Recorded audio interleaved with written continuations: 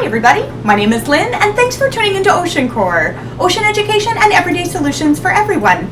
If you're returning, it's great to have you back. If you're joining us for the first time, thanks for checking it out. Alright, let's get caught up.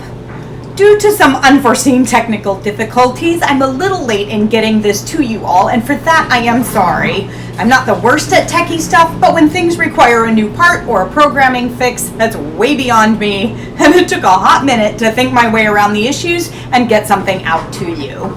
It turned out to be a good thing though, because in the meantime, it became clear to me that this How Do I Get Where I Go episode should actually be 2 videos, not 1. It was just way too much information, even for me.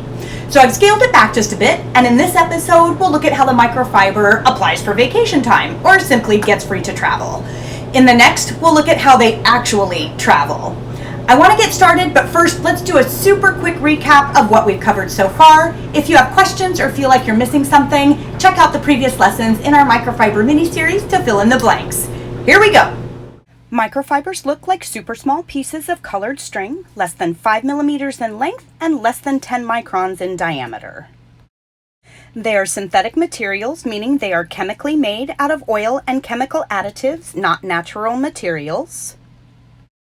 They mostly come from the clothes we wear and the things that make our homes comfy: furniture, carpets, pillows, blankets, etc. And finally, they are found in every nook and cranny of this planet. Now that everyone's basically caught up, today we're going to look a little deeper into how the fibers get free to travel. I mean, they should be attached to a thing, right? Up to this point, I've mentioned briefly that microfibers are shed, but let's take a closer look at that. What makes these microfibers shed or break free from their host? Several things: heat, sunlight, water, friction, use, and time all help to break materials down and let individual fibers free. Let's first take a look at our clothes, since I'm relatively sure that most of you have more clothes than household stuffs like I do. Although I don't know for sure, I have a hard time believing that shedding doesn't happen during the creation process, so we'll put that in a gray unknown area for now. If I learn of something new, I'll post a video note on OceanCore's channel. So when we wear our synthetic clothes and go do stuff, they experience heat from our bodies and UV rays from the sun. They get wet when we sweat or swim in them, and every time we wear them and we move, we make friction. All of these elements start the process of breaking the material down, or degrading, which makes fibers break off from our clothes as we go about enjoying life. Now, generally, we wear or use our clothes a lot and keep them for a while, or we have the opposite problem and we just buy tons of clothes of poor quality, wear them a couple of times, then throw them out and go buy more, what's now being called disposable clothing. Now, not only is that expensive in the long run because you keep buying the same things over and over and over again, but it also creates so much plastic trash and microfibers that just continue to break down forever and never goes away. I mean, where is the land of away anyway? Where does something really go when it gets thrown away? Anyhoozle.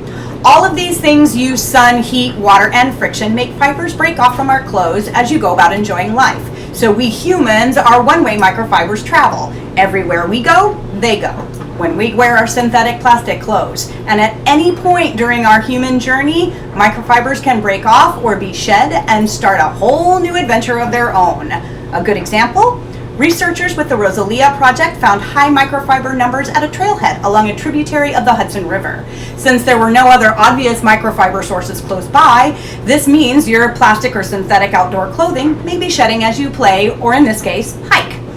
I wanted to do an activity here that showed you this, but the activity that I had planned didn't work out visually like I had hoped. Having the best of luck here. But I did want to give you an idea of what real microfibers look like. So these are a sample of some I've collected. Basically, it looks like lint, as you can see here. And here's a smaller piece that I've tried to spread apart so you can get a better idea. Next, we need to add our household items to this picture. Simply put, our furniture sheds when we sit or lay down on it, use or friction. Our pillows and blankets shed every time they're used, shook out, plumped up, or rolled around in, again, friction. Even our carpets shed microfibers when we walk on them or vacuum. Can you think of other common household things and the ways they might shed? If nothing immediately comes to mind, I encourage you to take a moment or two after this lesson and just look around your home for polyester items and think about ways you use them that could cause microfiber shedding. Take a peek in your closet too. Once you start looking, you'll be surprised at what you find. All right, that's all for today. Now go explore your home and join us for our next lesson, Microfibers. How do I get where I go? The story continues. Thanks for hanging out today. Don't forget to subscribe to OceanCore's YouTube channel so you don't miss anything.